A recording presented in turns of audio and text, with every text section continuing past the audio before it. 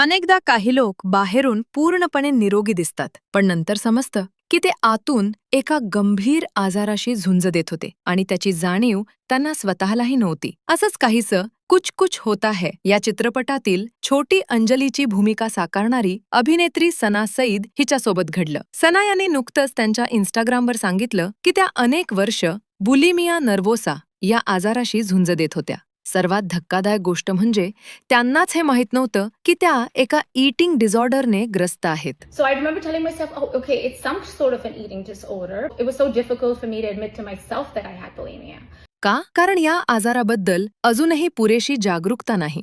त्यामुळे अनेकांना त्याची लक्षणे ओळखताच येत नाहीत. बुलिमिया नर्वोसा हा एक गंभीर मानसिक आरोग्याशी संबंधित ईटिंग डिसऑर्डर आहे. यामध्ये व्यक्ती एका वेळी गरजेपेक्षा खूप जास्त अन्न खाते, ज्याला बिंज ईटिंग म्हणतात. पण त्यानंतर अपराधीपणा, लाज किंवा वजन वाढण्याची तीव्र भीती इतकी वाढते की ती व्यक्ती ते अन्न शरीरातून बाहेर काढण्याचा प्रयत्न करते. हळूहळू हेच एक धोकादायक चक्र बनतं, ज्यातून बाहेर पडणं कठीण होतं. हा आजार अचानक होत नाही, त्यामागे अनेक कारणं असू शकतात. उदाहरणार्थ, स्वतःच्या शरीराविषयी असुरक्षितता, सोशल मीडियावरील ट्रोलिंग, सतत इतरांशी तुलना करणे, ताण, चिंता आणि नैराश्य. बुलिमियाने त्रस्त असलेली व्यक्ती बाहेरून पूर्णपणे निरोगी आणि सामान्य दिसू शकते. त्यामुळे हा आजार अनेक वर्ष कोणाच्याही लक्षात येत नाही. तरीही काही महत्त्वाची लक्षणे ओळखता येऊ शकतात. उदाहरणार्थ, वारंवार खूप जास्त खाल्ल्यानंतर लगेच बाथरूममध्ये जाणे, वजन वाढण्याची सतत भीती वाटणे, घसा वारंवार दुखणे, दात खराब होणे, चेहरा किंवा जबड्याभोवती सूज येणे आणि खाण्याबद्दल सतत अपराधीपणाची भावना राहणे.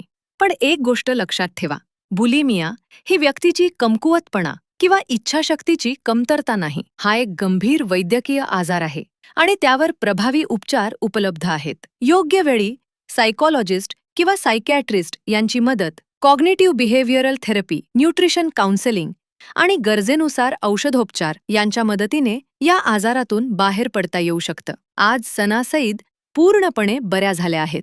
त्यांनी एक अतिशय महत्त्वाचा संदेश दिला, यू आर नॉट अलोन. जर तुम्हाला स्वतःमध्ये किंवा तुमच्या एखाद्या जवळच्या व्यक्तीमध्ये अशी लक्षणे दिसत असतील तर त्यांना दोष देऊ नका किंवा त्यांच्यावर टीका करू नका. त्यांचं शांतपणे ऐका, त्यांना समजून घ्या आणि योग्य तज्ज्ञांची मदत घेण्यासाठी त्यांना प्रोत्साहन द्या. कारण जितक्या लवकर निदान होईल तितकीच लवकर त्यातून सावरण्याची शक्यता वाढते.